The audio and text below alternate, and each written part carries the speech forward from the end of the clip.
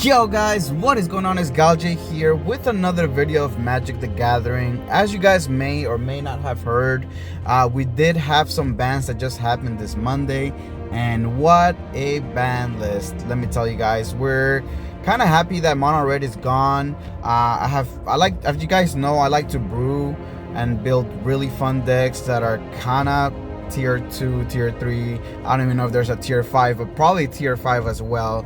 It's just very janky stuff, and because of the existence of Mono Red, we were not able to play fully these decks, and I feel like now that we have these, we will be able to play something like this. Now this is Temur OTK. This is a list that I've been working on. I'm catching on to the Temur Battle Crier. I think this is such a great card, and it will be such a great card going forward.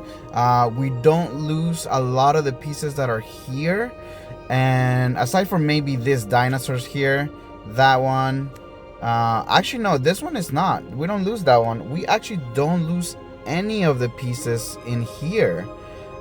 So anyways, let me tell you a little bit about the deck. The deck revolves around Temur Battle Crier, like I said, and Outcast Trailblazer. So those two cards in combination with each other are really good. They both have power 4. So Temur Battle Crier will make your cards cost less. And the idea here is that you're just playing almost your whole deck every single time when these two are out on the field, by playing stuff like Roaming Throne, which is such a great card. You're gonna name Druid every time, and I used to, when I played this originally, I always named Human, and that was a mistake. When you name Druid, you get a couple things, right? You get obviously the Outcast Trailblazer, who's a Druid, but you also get Roxanne's triggers, which is, she's also a Druid. So anytime she enters, anytime she attacks, you're gonna get actually 2 of those meteor tokens that deal 2 damage to your opponent, and they also tap for mana, which helps you in case you can't combo off. Now the goal again is you have Outcast Trailblazer, and when these cost 1 or 2, you're just making copies of the Trailblazer, and you just again keep drawing through your deck, keep gaining mana every single turn, especially if you have the Roaming Throne. You'll be getting double triggers on each of those on Druid, and eventually what you'll do is you're gonna run into this card, and you're just gonna give everything +1/+0, haste, and trample. So that's the whole deck. Now cards that we actually do lose in this deck in rotation once Edge of Eternity comes out are the lands, but we actually don't even lose that many important lands. We do lose the Copperline Gorge and the Botanical Sanctum, I believe. I know some of the fast lands we lose, but we do have now Starting Town from Final Fantasy, and we still have Cavern of Souls. We can always name Druid so our combo never gets countered.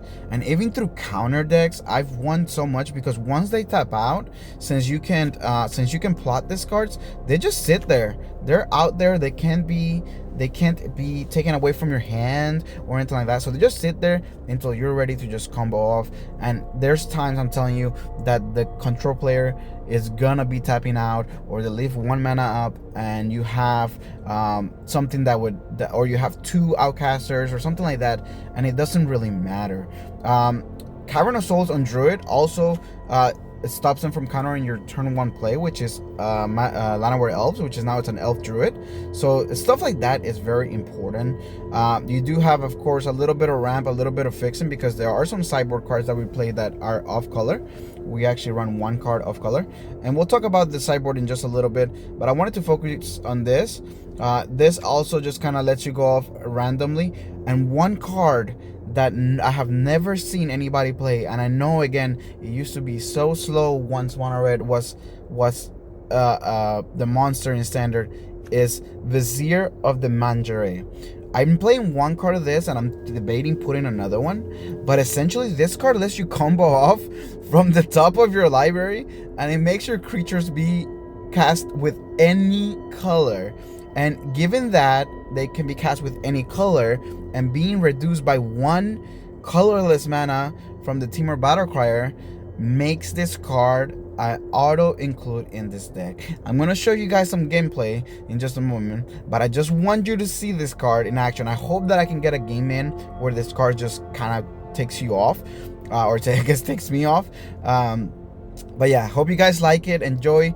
Try this deck out. Tweak it to your liking. Let me know in the comments what you would change. And then, yeah, enjoy the show. Thank you.